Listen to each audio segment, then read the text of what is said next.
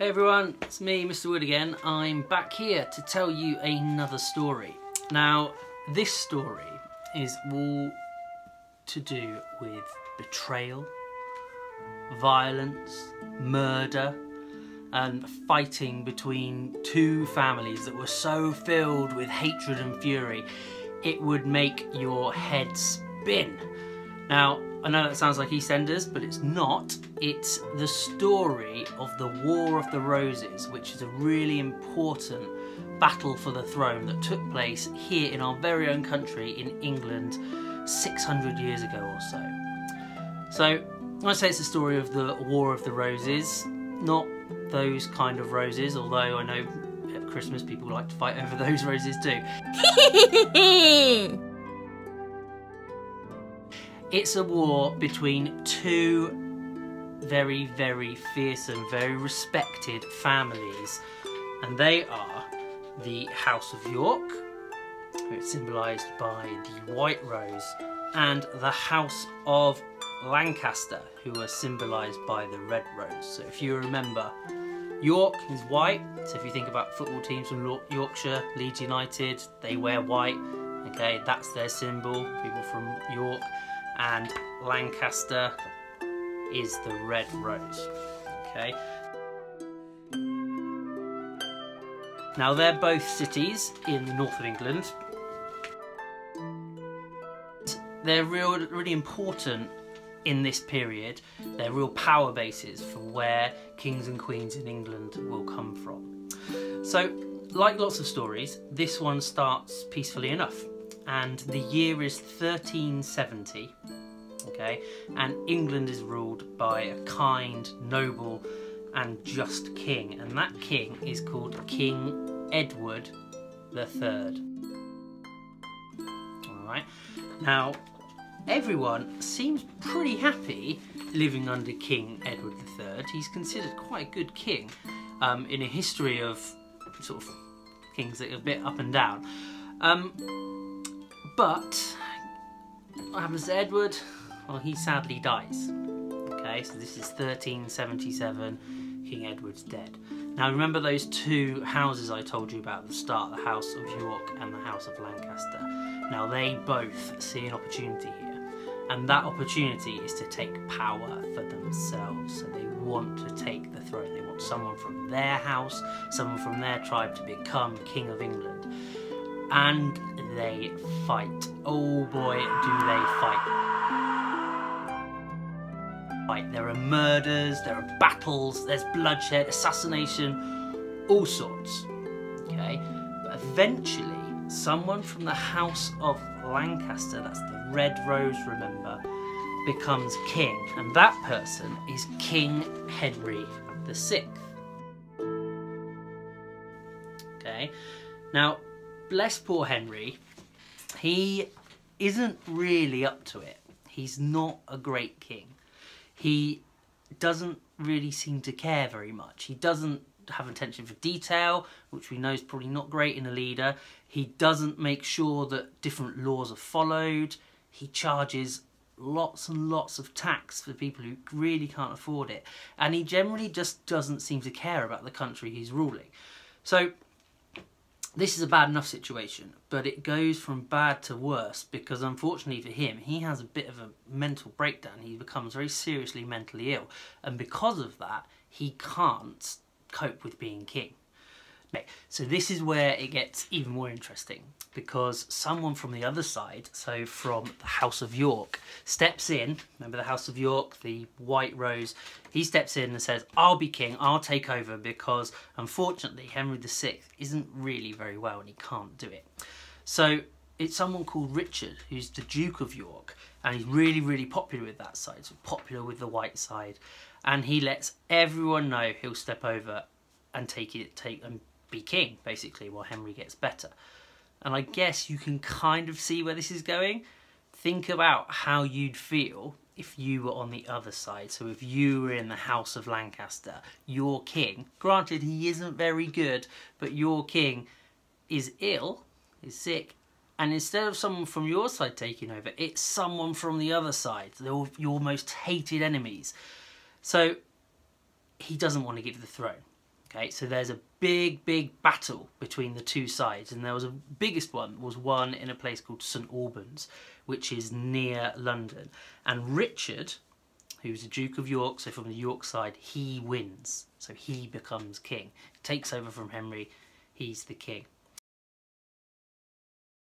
Now, everything's kind of peaceful for a bit. And in this era, kind of peaceful means about 2, 3, 4 years. Not very long time before they start fighting each other again. So we fast forward again. We fast forward maybe 4 years to 1460. And the Lancasters, the Lancastrians from the Red Rose, are still not happy that Richard's king. So they settle it sensibly and maturely, and they, you know, form a petition. They set up a GoFundMe page. Of course they don't. They go for violence. They try and kill him instead. And they do. So Richard has been killed. Okay, and you're thinking, oh, hang on, surely that means that on the Lancaster side, they'll be able to take over again. The red side will be able to take over because they've killed Richard. But it didn't really work like that. What happened was that the House of York just decided that instead of that, his son, Richard's son Edward, would take over as king. Okay, so you can see where this is going again. It's probably been about 5 minutes since there's been a battle between them. Guess what? There's gonna be another battle. So it's this time, it's a really bloody battle. It's a place called Towton. Now on here, Edward wasn't too happy about his dad being killed, as you can imagine. So he goes after all kinds of people from the House of Lancaster. So he kills many of their soldiers.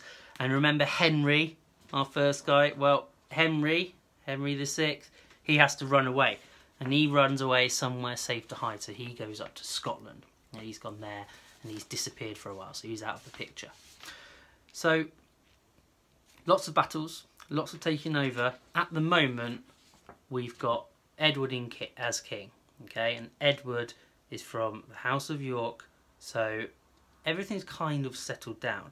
And this lasts for a little while, but what they decided to do, instead of kind of fighting the other side, they decided to fight amongst themselves.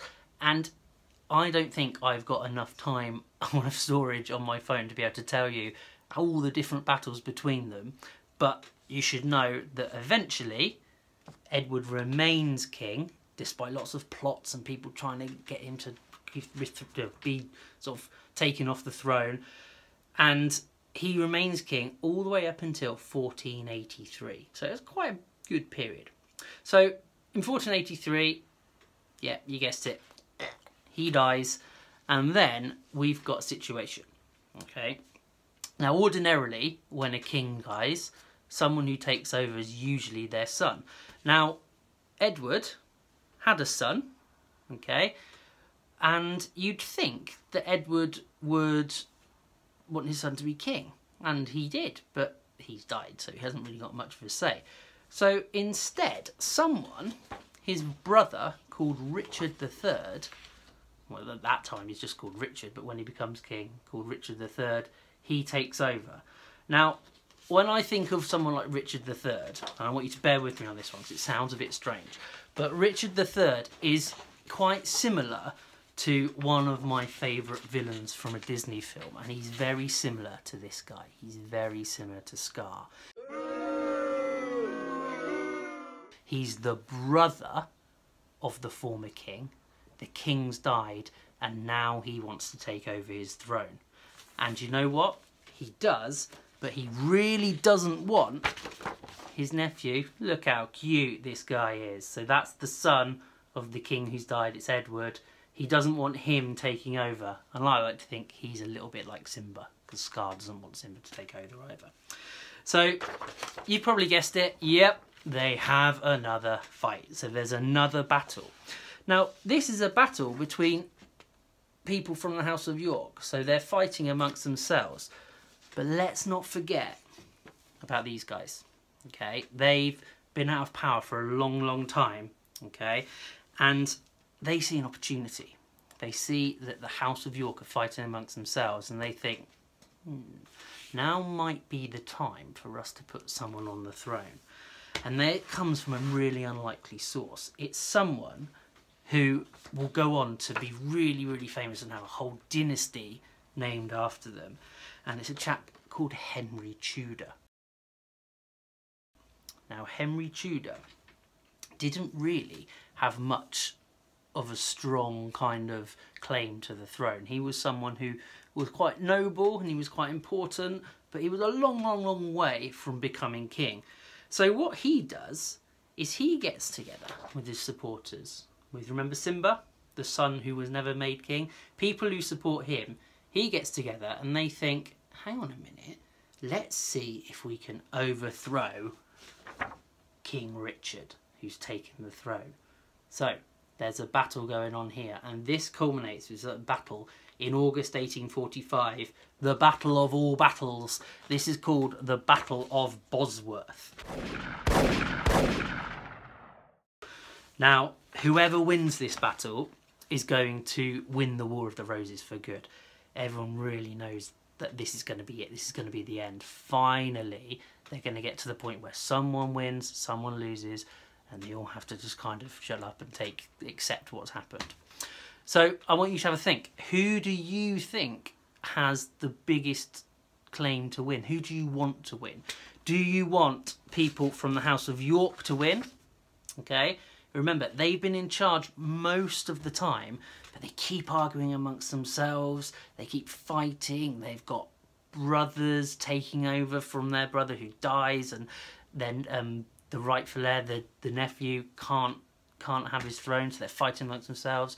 Or do you want the House of Lancaster to win? Now, they didn't have a king for about 60 years, and to be honest, he wasn't really that good. Do you remember Henry, the guy who didn't really introduce laws properly and all those kind of things? So I want you to think, who do you want to win? And I'd like you to just pause for a second and maybe discuss it with someone in your house, or if you're at school, with a group, and talk about who do you think should win, who deserves to win.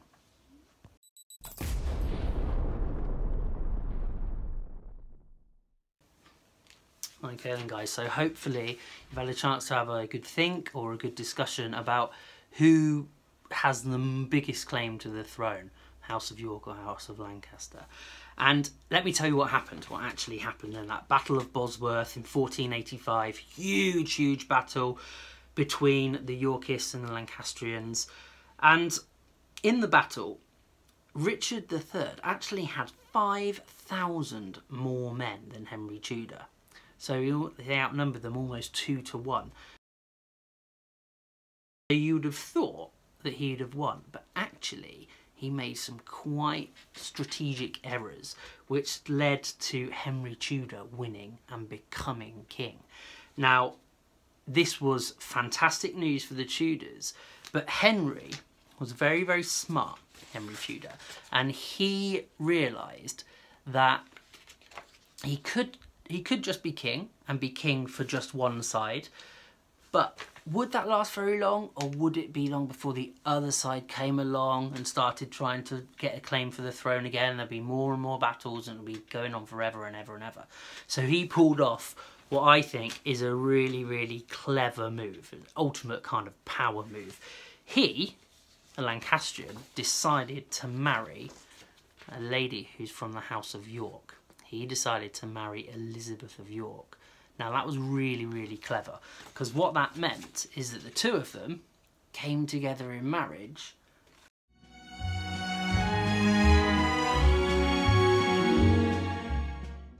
And that was the unification of the House of York and the House of Lancaster. So they came together as one. So everyone was relatively happy that their side was in power. So by then, they came up with something to combine the two houses, and it's called Tudor Rose, which is a combination of the white rose for the House of York and the red rose for the House of Lancaster. And I think that there should be some instructions coming up soon for how you can do a really, really fantastic artwork based on that Tudor rose. So we get to where we're going to leave the end of the story now. Now, this is by no means the end, and I'm sure, thank you for listening actually, and I'm sure that it's a little bit confusing because there's lots of different Henrys, there's lots of different Richards, there's lots of different fighting between sides, against sides, but it's a really, really important story. So if you take one thing away from this though, the thing that you should remember is this, is that the two houses were fighting against one another. It was going on for years and years and years, but one person, Henry Tudor, eventually won battle, and he was able to unite both the houses, and he started what's called the Tudor era, so the Tudor dynasty. Now, Henry, like lots of noble people at that time, had a son, and that son was someone who he named after himself, as they all seem to do. And he was Henry VII, so guess what his son was called? That's right, it's Henry VIII. You've probably heard of him, okay? And Henry VIII is someone who you're going to do a lot of work on because he's really, really important.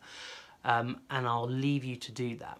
But I want you to see if you can do an activity for me, thinking about the War of the Roses. Now, what I definitely don't expect from you is I don't expect you to be able to write this, that happened, the whole story. I mean, I don't really want that. But what I do want you to think about is, how would you feel at the time if you were observing this? So, for argument's sake, if you were a humble blacksmith living in the city of York, all right, how would you feel about what's been going on in your country? And obviously it didn't exist at the time, but nowadays when people want to express how they feel about certain events, they usually take to social media and they write things on Facebook, maybe Instagram and Twitter. So what I've done is I've prepared you a bit of a Twitter page, and I'd like you to fill that in, thinking about what kind of things you would have seen if you were alive at the time and how you would have felt. So first thing you're going to do is you're going to think about your character. So I've given you space to write a name, location, you can write a website, it would be funny, obviously didn't have websites then, and a biography. So I've put Edward Richards from York, 15th century blacksmith, big interest in kings and queens. So that's the person. And there's a little picture of him there as well.